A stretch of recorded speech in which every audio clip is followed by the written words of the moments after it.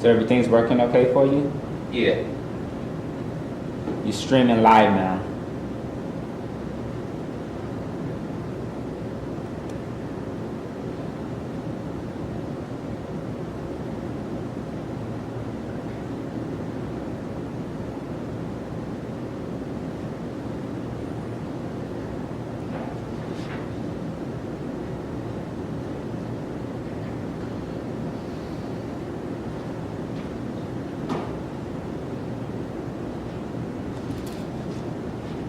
The camera shot is just about as wide as your desk. So if you stay in the frame of your desk, you're in the frame of the camera.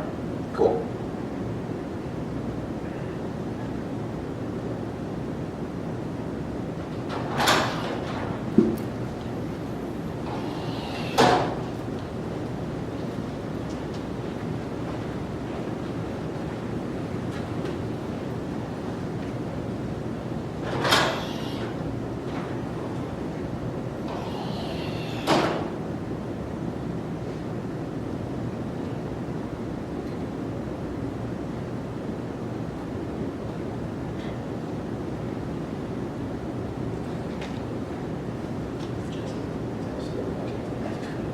What? Just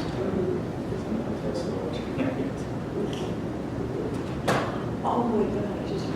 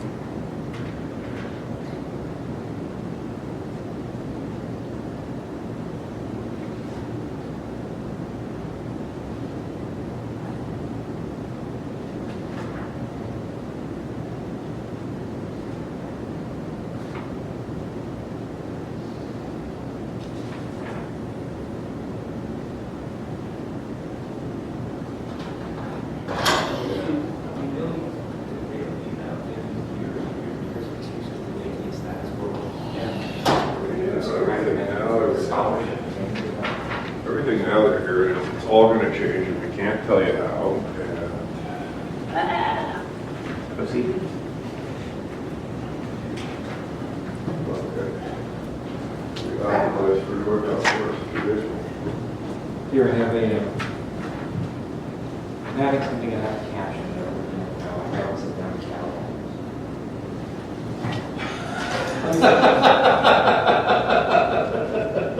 It was purple crayon.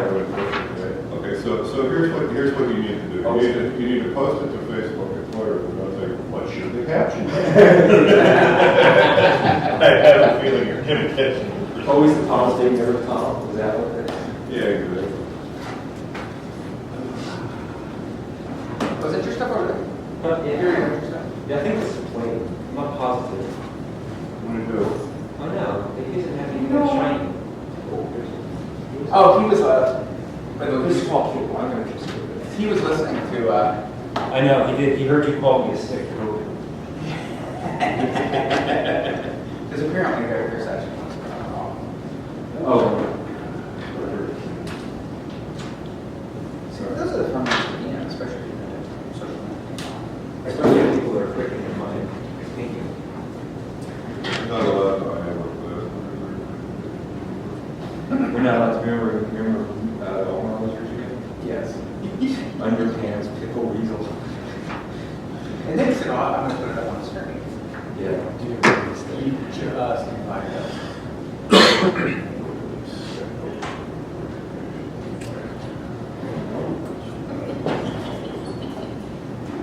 And not just for this program. Yeah. Because you really don't want your wife Skype in the middle of your session. Where's the wrench? I found the hammer. Well, you know, yesterday during one of the sessions, it was during Ken and Jim's session, I was doing home tech support. Oh. Yeah, I mean, I think Tivo's not working. What do I do? the reason I Have you tried? Have you tried? I'm plugging it back in. do you ever Wait watch is, 5 minutes, got another text. Hey, that worked. do you ever watch the show, the British Importer? No. Oh, that's just kind of right. It's hilarious. That's utterly hilarious. Have you tried turning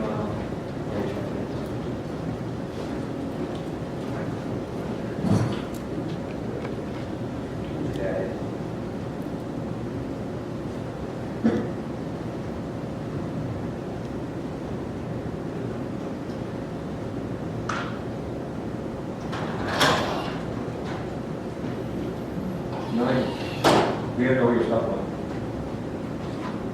The suitcase or the bench? The bags in the back, in the middle. It's okay, I'll come to you guys. Excellent.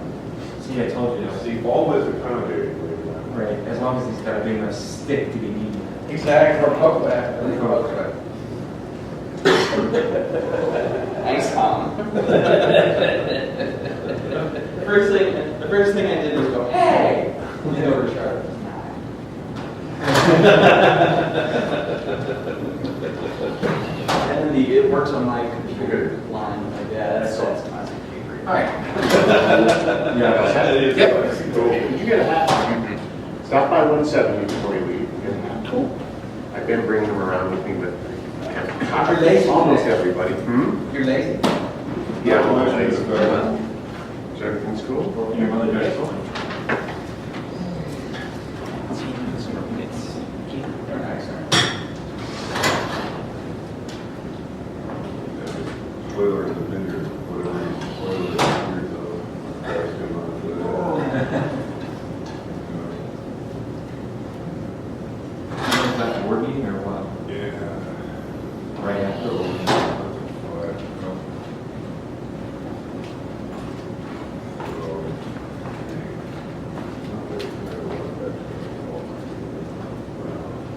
We're supposed to be strong here. Great. I'm fine. Is it the flight animals? What is this thing? Parrots now? Yeah, did you get home around? I don't know. I might have there for Something about your parrots. Where's Jack? It was yesterday. Yeah, so you might crack the whip. Many parrots were like, Yes, flight attendants. Every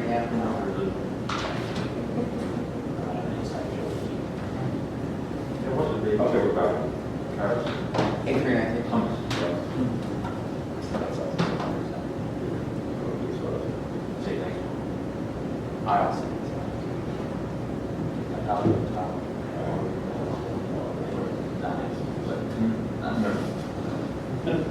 It's like one that's certain. Back over the room.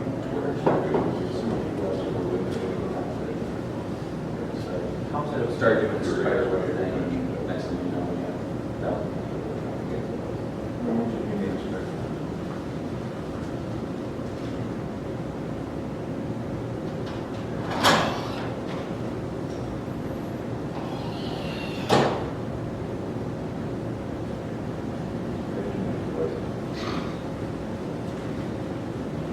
you're not eligible for one though.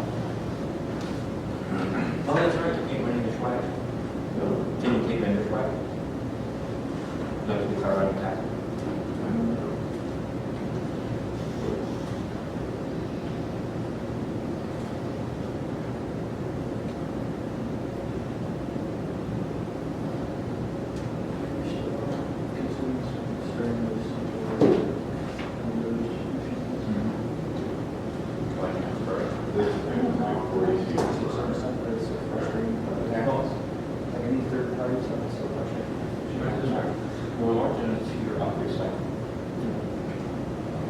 Which does not exceed the life expectancy. So there's no reason to put it down.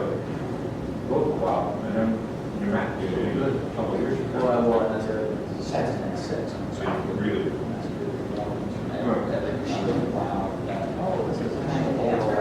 That would be very good. Yeah. Yeah, no, we can read your ass. So the hardware itself is not been. It's just, but yeah, that's one of the things we're spending money on pretty good OS. And also, it's like, the OS upgrades for Mac around that year. They're $30 very well. But it's still, it's don't necessarily expect to replace the machine anyway. So, but we don't make that in your machine. Basically, it was. Yeah, they get all that. In us, And yeah. do the upgrade cycle. Should I wake her up? You get the Windows machine. You don't like it, then you use your Mac, it's upgrade cycle, so you have to live with it for 2 years. And you're only going to do that on a Mac for 6-7 months. You have to wait for start. Yeah, I guess that was the biggest thing for me now. And that's why it was in the first one. Is this thing on? Oh, sounds like it. Oh, good morning. It's 10:30, so I guess I'll get started. Thank you everyone for showing up. This is the presentation Speculating Beyond Available Evidence, Upgrading to Drupal 7 and a Peek at Drupal 8. My name is Jason Tabinis. I'm the Information Technology Librarian at the University of Georgia School of Law. And just to give you an idea of where we're coming from, we have a Drupal 6 site. This hosts the law school site, most of the library's sites, our international center, just about everything law school related.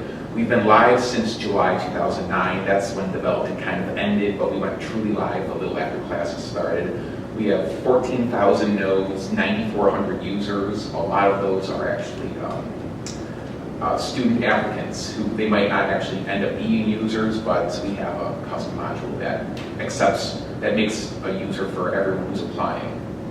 We're also loaded with a very complex custom theme and a couple custom modules. So it's Drupal 6 at its core, but for the most part, it's very much a custom experience. And our AMP stack is very, very traditional.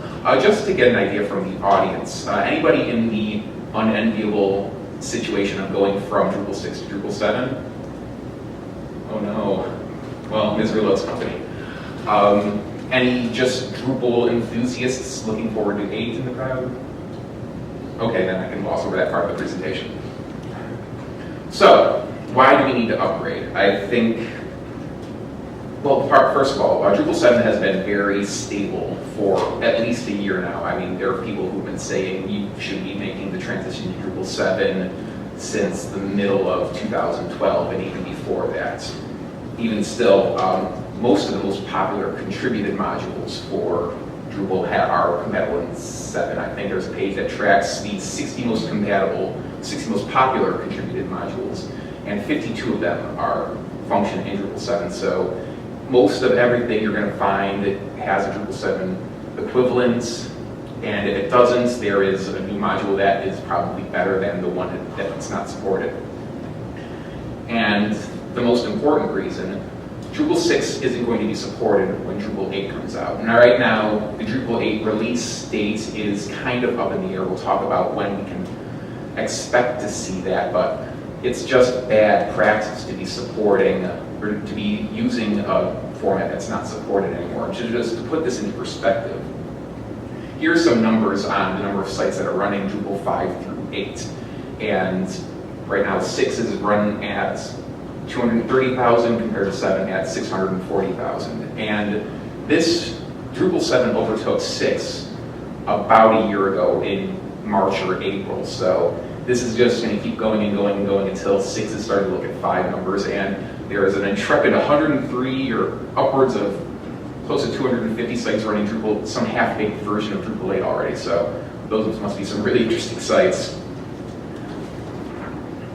But here's what you're actually losing when you go from Drupal 6 to Drupal 7. Related terms. This was something that lets you create a vocabulary and then apply them to nodes. And this was interesting, but it didn't, it was a feature, but it didn't actually do anything out of the box. You actually had to code functionality into Drupal 6 to make this do anything.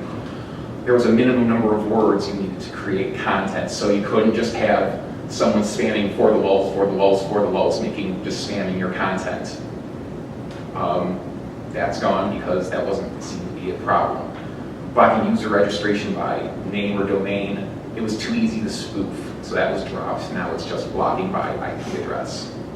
The blog API module, ping module, throttle module, they all blog lets you add content from another blogging service, like from WordPress into Drupal. Ping lets you send out notifications when you added something to your Drupal site, and throttle killed access to your site when too many people were trying to get to it. Modules replaced blog and ping, and structural fixes made throttling your site irrelevant. Why this is important isn't because these are, oh my god, these are gone. It's just, these are the only things that were dropped from 6 to 7. Everything else is still there, but it might not be in the same spot in Drupal 7. So if you're looking for something and it's not one of these, chances are it's somewhere else. What you do see in Drupal 7, what's really nice, is this new administrative overlay. As you see in 6, you had this thin little bar with drop downs that had all your navigation. It was, I think everybody was kind of thought that was nifty, but it just kind of got annoying after a while. Now it's these nice discrete buttons at the top of 7 that brings you to this overlay. It doesn't even bring you to a new screen. It's just this overlay with all of the tools from the button that you pressed and this nice administrative theme called 7. It feels of course, CCK is now part of core, yay!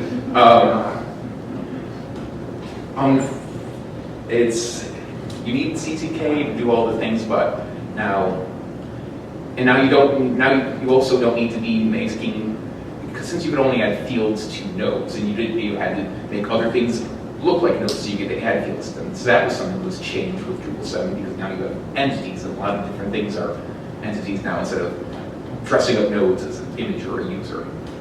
But that has its own problems, and we'll address that a little later. Easier updates. Now you don't have to go through a command line or any administrative tools to be updating your modules or your themes or anything like that. It's just here's a text, here's a little dialog box directing to where your upgrade is. Is it better media management? This is kind of nitpicking. It's just easier to get images and other pieces of media into Drupal 7. There's also some back-end and front-end APIs. You can use a bunch of different databases now instead of just being stuck with MySQL. So what stayed the same? You still need to bring views. This was something they were anticipating being able to bring into 7, but never happened. You also still need a WYSIWYG editor. This was, our sysadmin was kind of banging on the table like, yeah, why? Spoiler, one of these is not a problem, is not going to be a problem in Drupal 8. So, before the switch, and this is a conversation that you're going to be having with all the people who are going to be responsible for transitioning from 6 to 7. And for us, it's a team of about 5 people in the library in the IT department. So we sat down, and as we were going through the process, we were thinking, we're going to have to make an upgrade. And what an upgrade entails, I'll go into a little later. But you have the option of upgrading, migrating. Migrating is when you have the choice of, okay, we have a small site, or we want to have an entirely new website design. This is a situation where you want to migrate your content. Or you can rebuild, and you're going to sit 7 out entirely and just wait for 8 to come out.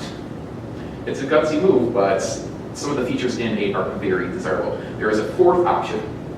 Let someone else take care of it. This is kind of something we wish a lot of people, or I know some people said, we're just going to get some developer to make either upgrade, migrate, or rebuild for us. So sit down, look at the content, look at your users, your permissions, your modules, your themes, and just think, what is the best for us? And part of this conversation is, what does the institution expect from us? Is the website redesign something that the law school, your constituents wants? Figure that in. If you have a consistent theme that you want to stick with for another couple of years, migration might be it. This is the jargon part. This is going to be a long process. It's a marathon, not a sprint. You're not going to sit down like, I'm going to upgrade from 6 to 7. That was the hardest 3 hours of my life, but I'm done. That doesn't really happen like that. It's pace yourself. And finally, unless you get really lucky, or you take all of the tips I'm about to go over right now, something's going to break. It happens. We're all used to that by now. I think a lot of us would be more freaked out if something didn't break in the process. So expect for it to happen. Nothing terrible happens when you mess up. It's just a kind of, well, that's a waste of 45 minutes. The basics. Nothing you probably don't already know. Backup goes without saying. You just want to be able to fall back. Update all your modules to the most recent versions. Intuitive, but I've seen sources, and this sounds actually pretty practical. Go to the beta versions of the modules, not just the most recent stable. Those beta versions will have fixes that aren't in the stable versions that will probably be baked into the 7 versions you're going to be upgrading to anyway. Speaking of upgrade, the upgrade status module. This is something that is independently lives from the update status module that comes with the core. Upgrade status will actually look at all of the modules you have installed, find all the ones that have upgrade paths to 7, find all the ones that are now in core, and find all the modules that have no updated versions. And it looks something like this when you're running. So as you can see, Drupal core new addresses module, nothing. Capture in development, yay. CCK in core, yay. Then you can see a lot of this is going to be supported. I just want to draw your attention to IMC CCK image. This is going to come up a little later in the presentation, is when there is no new version and you kind of have to go a roundabout way of fixing something. Anyway, this is just to get you prepared for what you're going to have to be fixing. The other thing that's going to get you prepared is Drush. And Drush should be your best friend with Drupal. It's the Swiss Army knife, duct tape, and WD-40 rolled into one for Drupal. And there is something you can plug into Drush called the Drush Site Upgrade, aka Drush Sub. I just like running the command because sub. So Drush Sub will run, and before it actually starts doing anything, it'll say, here's all your modules, and here's whether we can upgrade them or not. It'll also give you a special warning for your custom modules. That doesn't really show up in upgrade status. So when you run Drush Sub, it's this remarkably conversant program, like, hi, I'm going to run this now. I'm going to start importing all of your content. Is that okay? Cool. I'm going to start importing all of your users. That's great. All your permissions. Good. Some of your views. Great. No, not views, fields. And it'll do a lot of this automatically for you because Drush Sub is bro like that. And it'll actually break out when it says, here's something you need to do manually, like move move.ht access or move robots.txt, or you have a really messed up theme. What do you want me to do with it? And if at any point you Drush tries to upgrade something or update something that it can't, Drush sub will break. That's because it's not going to do something that's impossible. And if it tries to do something impossible, it's because you forced it to do something impossible, so shame. Fortunately enough, you can go back to the last stable part and rerun it, and it'll say, okay, here's where it broke again, ignore it. And as it's outputting all of this content, make sure you try to capture as much of it as possible. Just do a control, or copy all, whatever you can to save it all and put it into a document somewhere, because in the 50 plus pages of text it spits out, it'll say, here's what I'm doing, here's the module I'm upgrading, because it's looking at the same list that upgrade stats looked at. And it's finding, okay, this has a 7 version, this has a 7 version, this has a 7 version. So after SUP is done running, you can actually go to where you set it to go and said, well, here is Drupal 7 site version of my site, and it's going to look fugly because it doesn't have any of your themes, none of your custom modules, but you're missing a couple of modules that you don't have. But now you have a Drupal 7 site, yay! But what happens when you're trying to replace some of those modules? Well, going back, all of these links from Drupal upgrade, click them, they'll take you to the Drupal 6 version of it. And 90% of them will say, this module is no longer supported, here's the 7 version. One of our texts where people just went through all the ones that didn't have versions, upgraded them, and now 98% of our modules are in Drupal 7. But going back to the IMCE image, this is something that lets you add fields to image types and that doesn't have, there is nothing like that in Drupal 7. So this person was having that problem, the same problem we were having. They created this problem at 5:22. At 6:57 the same day, they came up with this solution. It was already existing, and this is something that kind of endeared a lot of us to the Drupal community. I mean, this is a very robust, helpful community, and if you're having a problem, chances are a dozen other people, 100 other people have had the same problem, and you've documented how to fix it. And this is just one example, and this is an example that really fit closely with us. And every Drupal site is a little different, but just a little Google foo will help you bypass a lot of that problem. And just one last little bit about some core cleanup. And this is the last bit on the core upgrading part of upgrading from Drupal 6 to 7.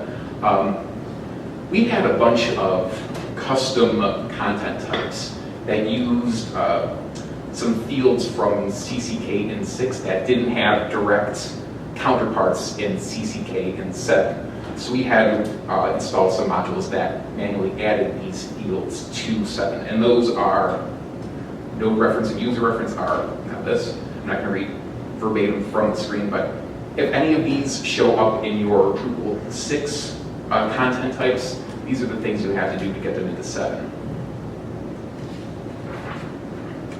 Just going to stop here. Any questions, comments? Has anybody gone through the 6 to 7 conversion so far? Okay, it's not fun, but because we're about to get to the really fun part of going from 6 to 7. It's updating your theme, your custom themes. Custom themes normal? Is anybody just running Garland or Bartik out of the box of your website? It's not fun, but actually, it's surprisingly straightforward. And the asterisk by straightforward, I mean it's complex and takes a really long time. I'll go over the really easy parts first, and that's modifying your .info file and the new HTML TPL PHP, which actually holds all of the header and footer information from your template files. It sounded kind of complex when I looked at it, but when I was talking to our developer, she said, no, I just copied it over from Garland and it worked. I'm like, oh, yay. .info file. Just a couple of minor changes from Core 6 to Core 7. This engine PHP template is by default now, so you can actually take that out of your 7 file, .info file. We just left it in because it didn't seem to break anything. There's also new regions, help and highlighted, and there's also a couple of new default regions in 7.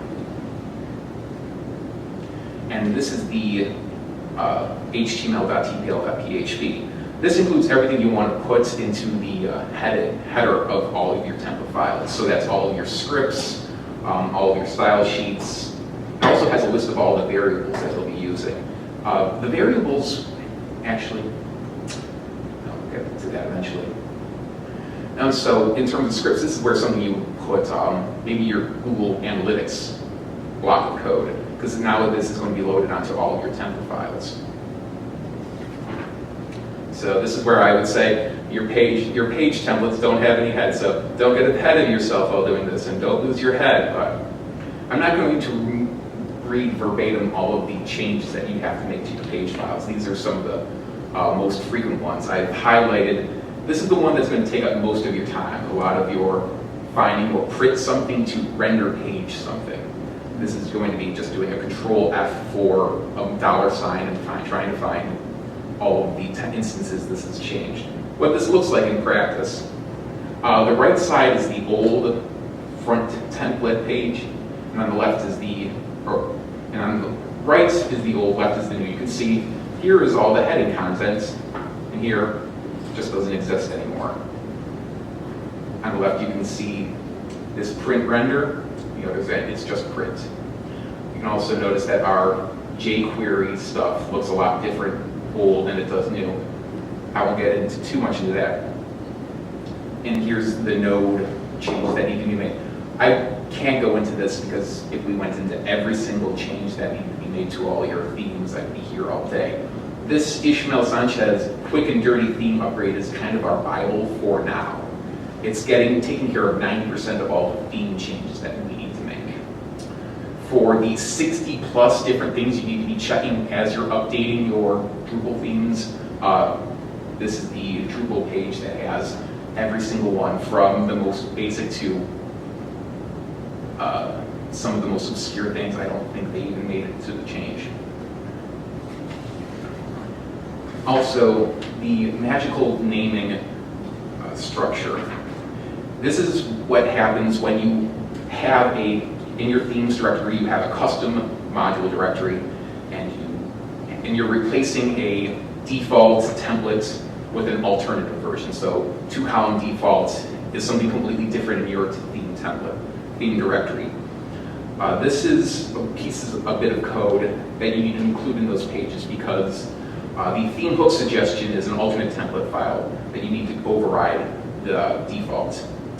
It's just to keep, Drupal 7 is looking for this dash, it's basically underscore, but as you're naming things, as you can see that here, new was page dash front, old is page dash front. That's a change from 6 to 7. It's a very minor change, but it kind of threw us for a loop when why is it loading all these old templates when we clearly defined new ones? It's because we're missing a dash in a block of code. For a more extensive description, this is the Drupal page. To help you identify this kind of stuff, you can load the theme upgrade module. In a lot of these screenshots, you'll see this little themer info checkbox at the bottom. When you toggle that on, it's kind of like the Firebug plugin for Firefox, where you can kind of start highlighting over parts of the page to start seeing where this is pulling its information. This is just from their page, just to see where is it coming from. Oh, it's pulling from the wrong template file. You need to rename it. Now for the second fun part, updating your custom modules. This is actually a little bit more straightforward, and there's no asterisk this time because there are a couple modules that almost entirely automate this process for you. It's the coder review and the coder upgrade module. The review module is actually something that puts a link next to every single module you have installed, and it runs through the code. And this is what happens when you try, just compare it to a custom module against best coding practices. You can see it's nitpicking because we didn't put null in all caps, or we're missing a space after a variable declaration or something. Really nitpicky stuff. It might actually be worth doing because the upgrade process is automatic, so you might as well make it easy for the machine to read. But when you just try to find all the problems from 6 to 7, it's usually not that much. 1 or 2 lines, depending on how complex your custom module is. To give you an idea, when you add upgrade module, what is it? Coder upgrade, it puts a directory called code upgrade with 2 subdirectories, old and new. Just drag the custom module directory into the old. It'll show up in your modules, in your configuration. It would just be click, convert, and this is the machine's best guess at how to get a working version in 7. So here's a relatively straightforward block of PHP for our student applicants. It's nothing crazy.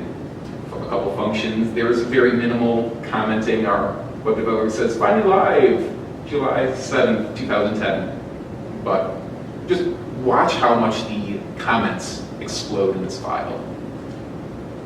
This is all added automatically by coder upgrade. And it's telling you what it changed, how it's changed. It's even telling you, yelling at you. There was one where we had our thing, please document this. And you can see the syntax is a little wonky. It just seems like there's automatic breaks, automatic tabbing. You should probably try to clean this up. I just wanted to give you an idea of what you're going to be seeing, like, oh, now try to. And actually, this seemed to work relatively well out of the box. So for a machine's best guess at how to upgrade your content, it was pretty good. So what are your alternatives to upgrading?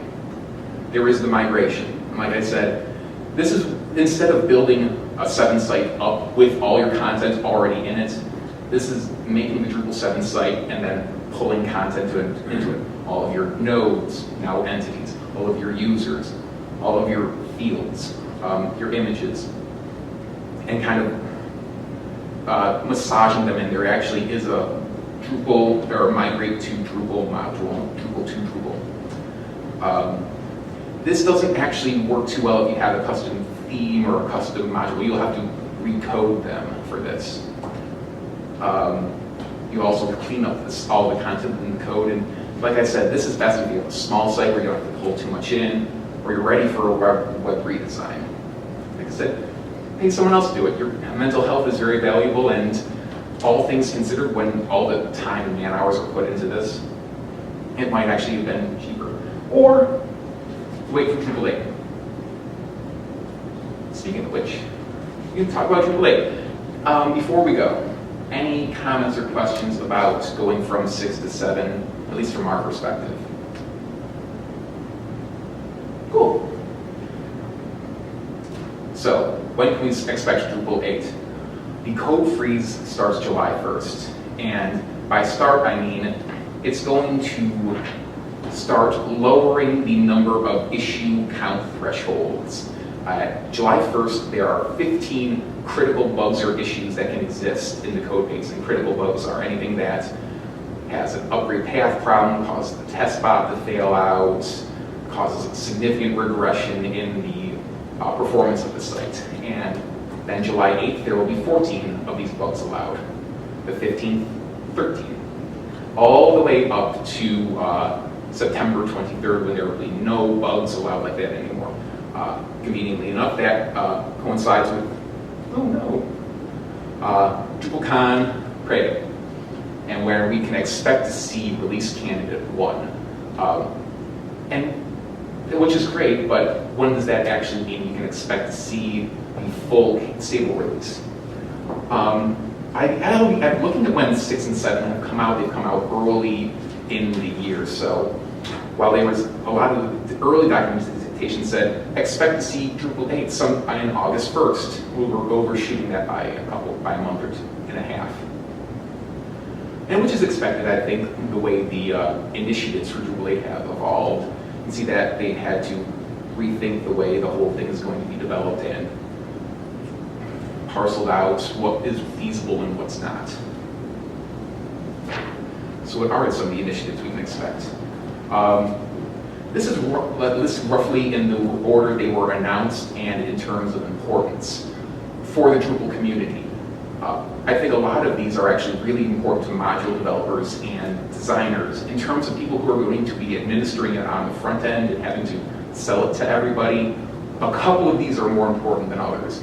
And as you see, there's a couple asterisks next to some of them. These have met an interesting fate that I'll try to address later. The configuration management initiative seems to be one of the most important, and will be changing the way module developers are approaching the way they'll be moving forward, because configuration image on Drupal lives all over the database, and there's really no single format for storing this information on. The best example I found kind of coached it in terms of a kitten module where you had variables for fur length and fur color, and you could just make up whatever you want for storing this information, but it wouldn't be standardized when you'd be going from one version control to the other. That's a very awkward explanation.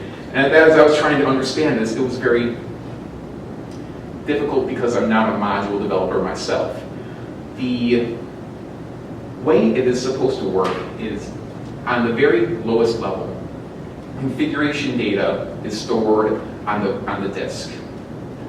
And all of this data is then mirrored on some read-optimized place somewhere on the database that kind of has all of the configuration information. And this is where the site pulls this information. And then there's a third level with the API functions where modules are interacting with that second level. What seemed interesting to me was, okay, you have your production site, and you need to make some significant changes to it. So now you have your development site. And you make all your configuration tweaks on the first level and are mirrored on the second level. So now you want to get that to your production server. You actually can swap out that first level and nothing will break because it's all pulling from the second level. You swap in your development into the production, make that upgrade change, and now your second level mirrors the new first level. The site has all these new tweaks, all these fantastic new changes, and it never broke. I mean, that's it kind of like, why did you just clone the development site into the production site? Well, I mean, new content may have been added, and you might lose all that when you're going from the old from the new to the old, new to the new old. I'm sure that made sense when I was practicing this. Like I said, this actually has its feelers in a bunch of different other initiatives as they're trying to standardize this configuration information data. So a good example will come up later. And this is why I really love the Drupal 8 initiatives. This is the Web Service and Context Core Initiative, aka WSCI. A web service, as it says there, is when a website responds with data intended for another program to consume. And at its core, Drupal is a very much HTML-based CMS. I mean, a web service, the most basic is an RSS feed. It asks for something and it gets, instead of getting an HTML page back, it gets an RSS feed. And you can strap modules into Drupal to let it offer web services, but it's still just giving you HTML coached in whatever it needs. The idea was to improve every aspect of how Drupal handles web services in general. And this had four facets: context, plugins, REST services, and layouts. Context was a way to wrap HTTP requests in an extensible context object. It was, here's who is asking for it, here's what they're asking for, here's how they're asking for it. Now, instead of feeding them back an HTML page, I'm going to take all that information and feed them back what they were asking for. This goes hand in hand with REST services. Anybody know what REST is, or is familiar with the term? I was representation state transfer, a web application for a non-HTML world.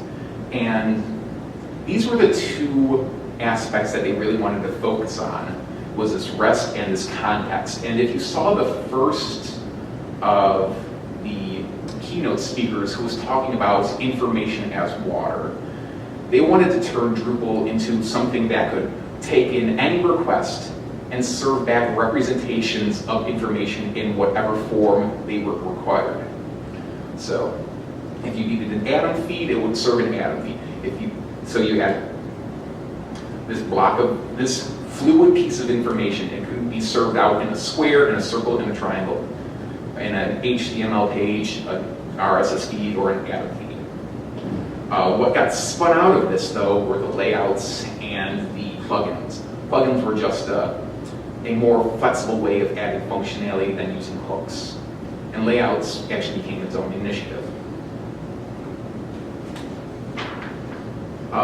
The Drupal 8 Multilingual Initiative is bizarrely active in the Drupal 8 community, mostly because everybody wants to bring Drupal to a worldwide audience. And if you can imagine, flip this image upside down, as base languages language services is the top, and these are 3 pillars that support it. The base language services is just to make language selection and configuration easier out of the box when you're installing. Software interface is all of the administrative stuff. The content language is interesting because there is the Drupal 6 way of translating content and the Drupal 7 way of translating content. Drupal 6 only works in nodes, Drupal 7 only works in fields. So they decided to focus on fields.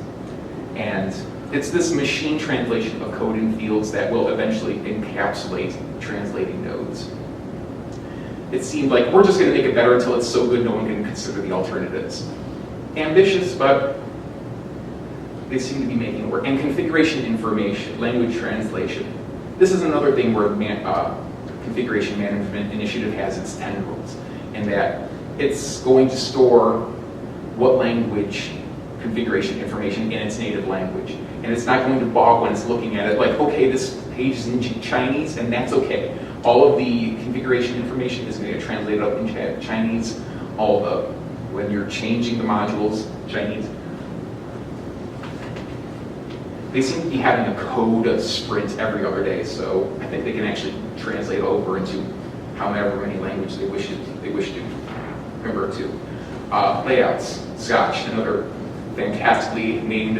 I don't know where the name came from, but I love it. This is a way to handle a traditional problem in Drupal, which is a block layout.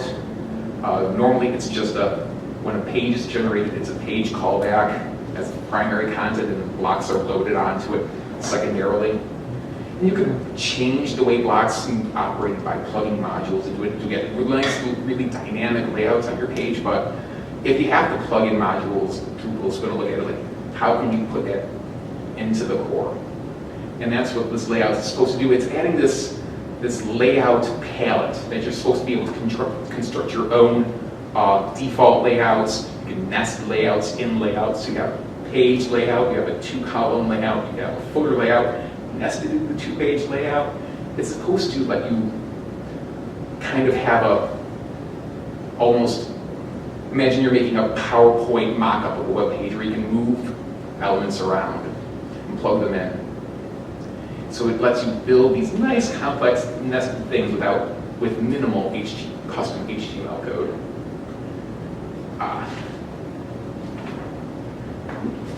RUM, the Responsive User Mobile, is a rechristening of the previously dully named Mobile Initiative. I love that quote. Drupal community took real offense when someone said there is no mobile-friendly CMS. So they decided we're going to be that first CMS. I'll have a screenshot of that, which actually covers mobile-friendly administration and responsive web design. You can see on the left, this is what it looks like when you're administering site information. You get the nice Drupal 7 overlay, administrative overlay with. And then on the right side, you can see that these icons that help you navigate have been shrunk down. Everything is nicely formatted for a smartphone, Galaxy, iPhone. all three themes that ship with Drupal 8, I think it's Arctic 7 and Stark, are all responsive out of the box. The front end performance has a lot to do with images. It has breakouts for what kind of images to load based on screen resolution. Views in Drupal core. Vodka, it's views. It's in core. What do you expect? The focus of this initiative has been focused on converting existing views into the core version, integrating other initiatives, and making sure it all works. Now, as I said, there were a couple initiatives that seem to have fallen by the wayside. HTML5 had this very ambitious idea of adding support for new form elements to the Drupal form API, and adding new semantic elements in core in an appropriate way on pulling language directly from their initiative scope. And giving developers options of theming or using new elements or not. Let them stay static or let them adopt HTML5. This is still being tracked in terms of Drupal development, but it seems to have been subsumed back into the mobile initiative where they're really obsessed with figuring out the architecture of their CSS. And finally, the design initiative. No clever acronym, unfortunately. The idea was to add a new developer or designer's theme to Drupal, to bring all the artsy, creative-minded people into a theme that would let them kind of explore all the artistic aspects of Drupal. They were also really dissatisfied with the way new themes were adopted into 7. There was a real code race to get a theme into 7. Instead of picking a theme on its merits and then coding into that theme to build up. So that's where this established a process. And develop a collaborative environment for developers was a very high-minded, idealistic idea, but the last note I've seen on this design initiative was, let's wait till Drupal 9 for this. So, and that was just like what happened with views in Drupal core. It was something they were working for, we thought they could work, and let's save it. That's all I have. This is something that was imparted upon me by our administrator, that when all else fails, drush CC all will probably fix everything. Questions, comments, criticisms? When you're doing the upgrade from 6 to 7, Yeah. are you doing it a test? Are you doing it in parallel? Are you doing it on a live site? I mean, Yeah, we have this section off in a part on a virtual server that can only be seen by people on our IP range. It's funny, we have about 4 different Drupal 7 sites on that server, each one having been, let's upgrade to 7. Like, oh, we needed to do something in 6 before we updated 7. Well, scrap that. Make that change in 6. Upgrade to 7, yay. And we start making fixes on that, and oh no, the modules are all broken. So we do have them partitioned off in their own little section. It's really hard to get to them otherwise.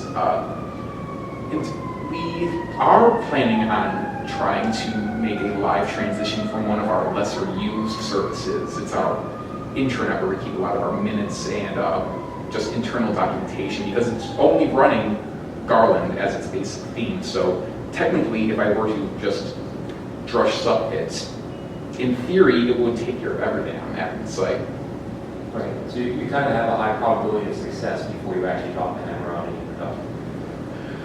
The success through repetition, yes. Right.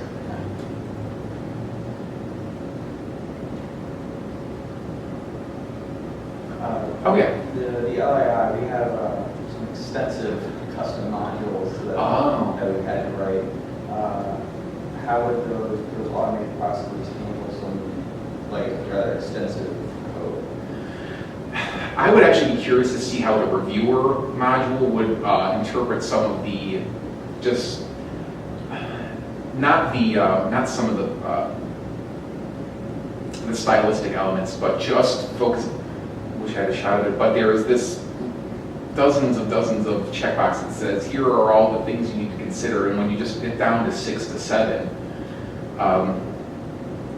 and then when the machine takes its best guess, when our developer was looking at Doug's comparative shots from what the code looked like old and what it looked like new, she was kind of fascinated with some of the syntax changes, but nothing seemed to have surprised her. It was, and no one was truly really comfortable with the PHP code, but it wasn't anything that said, I have no idea where this is coming from. That said, our modules were really simplistic. I'm kind of curious what kind of modules you have. Obviously, the base module stuff, then we have several utility files that house functions and classes and modules. So to reach out and load those in, the module will include, pull that. Oh, so there's some codependencies between the modules? Between modules and, so we have our base LII stuff, and then we have stuff specific to CFR, EOS code, PTO. Oh, yeah. So we have this bit of a hierarchy, and we've had to sort of hack the node submits, right, and the taxonomy submits in order to get it to play nice with what we want to do with our data. So I'm wondering if our little workarounds are going to just suddenly start being issues for those guys. They're just going to freak out and stop working. Well, fortunately enough, when you make the change, they're going to freak out and break anyway, so there's not going to be much of a change if the automatic upgrade doesn't succeed. But unfortunately, I can't comment too much on that. We just have a couple of really tiny little custom mods, and even those we were scared of touching with, breaking open with this custom robot. That said, it looked, those little tiny little custom modules did work after running them through this, seemingly just bash them with a mechanical hammer. Yeah, I'm just hoping to try and have something to get me to 80%. That was a wonderful place to be. And not have to look at every single line of code. That one of the things that still gives me hope was when our developer just kind of looked at everything. She's like, there are a finite amount of bugs. Like, oh. Yeah. I have what I guess I would call pointy-haired lost question, so I'm going to invite Wayne to kick me at the same time that I ask you. We talked a bit about module replacements and significant upgrades and stuff around and so forth and so on, but what about performance issues with some of this stuff? I mean, we have pretty much abandoned taxonomy because it's so badly coded. And I think I'm praying for a reworked taxonomy and some performance improvements there. Maybe we might not be. But I keep hoping it will work. Honestly, I'm ready to just code my own damn thing to do exactly what we're trying to do with taxonomy. Because taxonomy is horrible, and the synonyms are gone. Like you mentioned, the related term stuff. So that skews a lot. Well, were you actually using some of the related term stuff?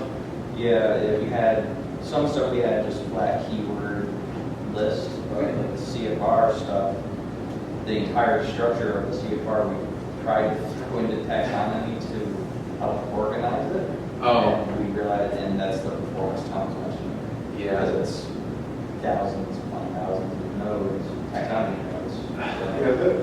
But that was just, to sort of take a step back from that. I mean, that was a crude attempt to implement some kind of persistent metadata across node revisions. And maybe there's a better way to do that.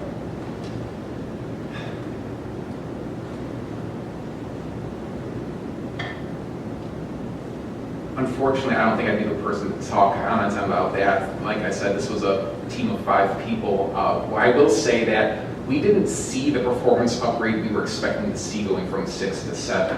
I mean, even just trying to pull up our permissions causes, it was a problem with memory, but it still caused the entire site to crash. And that was just loading a couple hundred permissions, so. No, I don't think you're actually going to see the performance improvements you would hope to see going from 6 to 7. That was my next pointy-haired lost question, actually. it seems from your initial summaries that you guys are running an awful lot of logged-in users, and we run practically none. Oh, Largely because of fear of the performance issues. But as we move on into more crowdsourced material and that sort of thing, we're going to lose that choice. Are we going to like what we see? I want to stay political and say you probably will, but truth be told, outside of the fear of losing the support from 6 and some of the new modules that add functionality that 6 will never see, but a site the size you're talking about, I can't honestly say. But that might, I can't offer you false hope, I'm sorry. I can only, our entire experience has been 2 steps forward, 2 steps back in terms of learning about, okay, we finally got our themes working and now we can't load our permissions. Now we can load all our permissions, but now not all the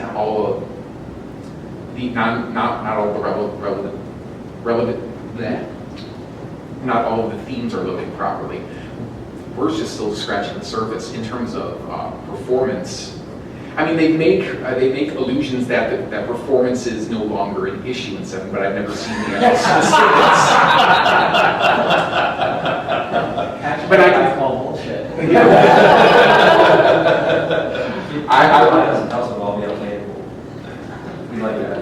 Let me ask a politically incorrect question. Please do. Hope of inviting a politically incorrect response. What am I going to find in this thing that's going to cause me to start pounding on the table and start screaming about code written by 15-year-old Belgian skaters?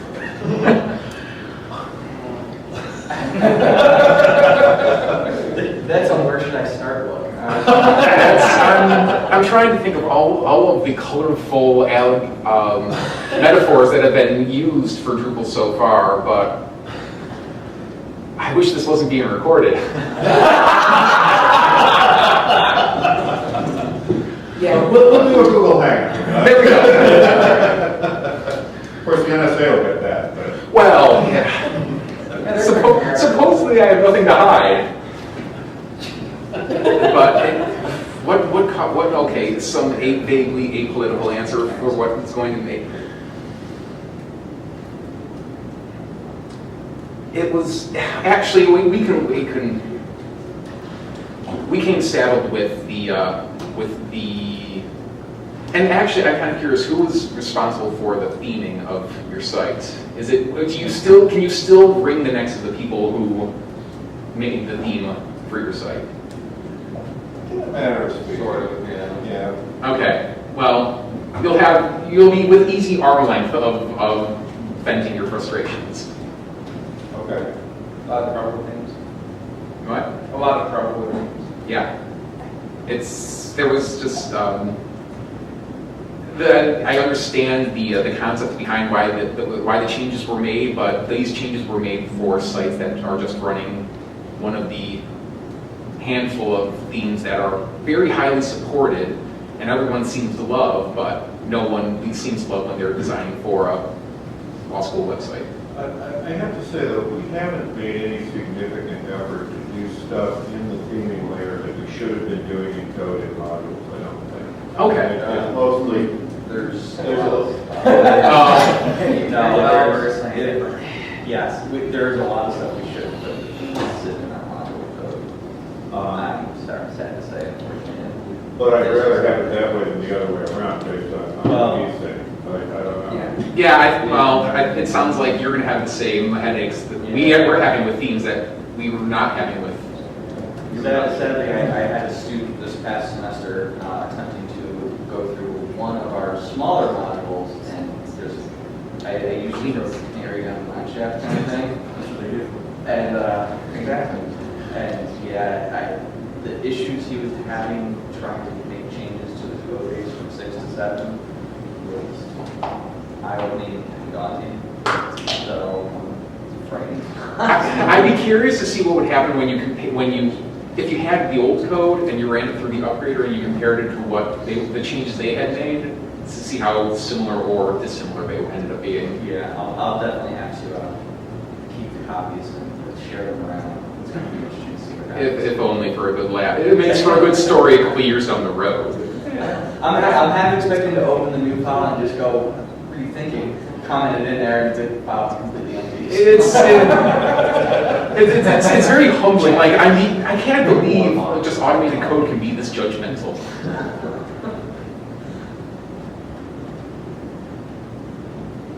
Okay. Well, thank you all very much for attending, and enjoy the rest of the session.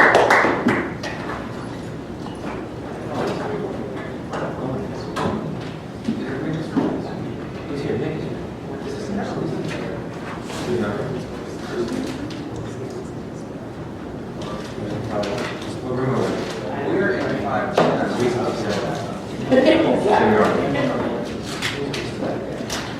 Guys, see you.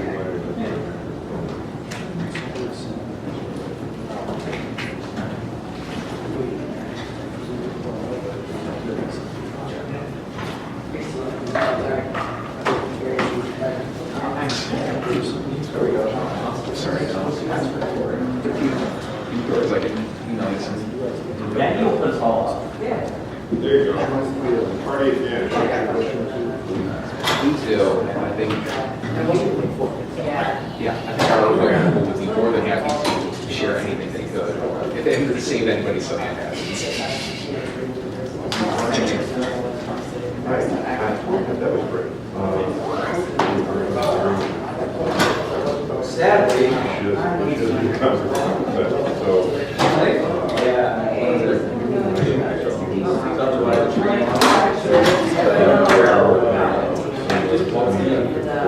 So I helped them. Okay. And at the same time, that's all we we've got, we're not a mobile coming. I don't want to. We've got,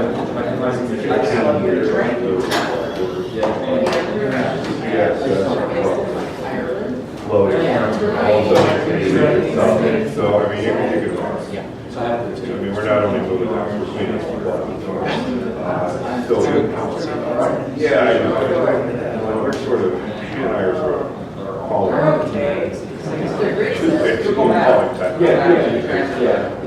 There will never be another. One of the problems.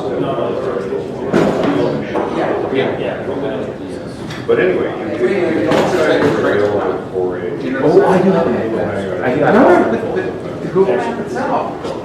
Oh, yeah, you cursor over there, you click on the station. Look at me, I'm just telling you that Sarah's not here. We want to do a crime call. I hate to. Sarah's sort of the manager. Okay. I hate to think some of the CSS problems located in this too. Oh, yeah. Pop up the one CSS problem already with the field sets. Yeah. So that's constantly bumped up on. Yeah. Here's my card too. Thank you. I'm the one that wrote most of the model.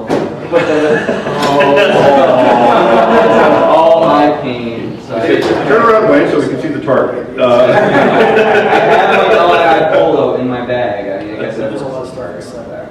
Yeah. Probably straight names or six. Exactly. 99%. But no, it sounds like you guys have really done a good job. Do you work wherever? Yeah. We may have, we do, there's a lot of pressure from the administration to make sure there's as little notice that we're changing the system as possible. So there's a lot of concern on that, so. Sounds like you're running a lot of user services.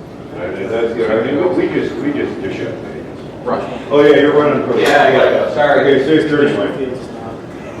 We actually are, and I think the 9400 was inflated since we tried to do some.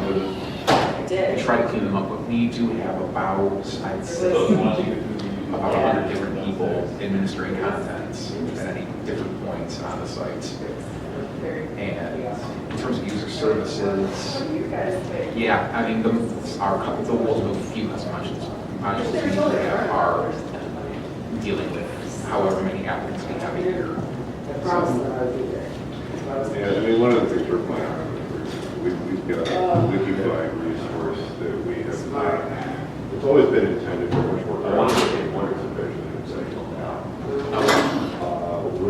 looking at a 40. My friends live at 10. It's at 10. We know that's going to bring us a huge at login. So funny, Okay. Right, see, Yeah. and as it is on our production system, we're full. It's partly because it's cheap, and it's partly because we run Stay with you. 50,000. Okay. So we're, yeah, I mean, we're pushing the numbers to what? What do you mean, just the existing hardware or software? Or just- Yeah, I mean, and certainly as part of this re-architecting thing, I mean, we will be looking at, we're running a static page cache, for example. Okay. But we're probably looking at. That's true. I think we're yelling to Put the actual stuff. cache service out of engine access, something like that. It's You know, it's a good goal, but yeah. Yeah. I mean, it's, I wanted to see you can what only it's push it. Yeah. And honestly, For that. Sorry. it's later, start being hammered, but I mean, we've tended to run the infrastructure type because it's the only way. Get them working, I'm told to do it for a dollar. Yeah. Apparently. You know, I mean, I'm tired of this, I'm tired of I'm tired of the mentality to fix it up and spinning up another instance. Yeah, okay, I saw that. What you got? That sounded interesting. No, fortunately enough, we just, our content is so sparse, I've never had too much of a performance issue, but I think if you take the market from them, it'd be I know they're not causing, I know they're not complaining often enough, or our net system is just doing that much of a good job. I'm not sure. Yeah, what is that? What is it? Basically, I mean, I guess one summary It's would giving be the that actually you have people students off on a create basis, really. content and. So, and I mean, we do have problems of people being logged in for way too long, just causing processes to spin up. And then you use your class time to. You said a little, but not a lot. Discussion.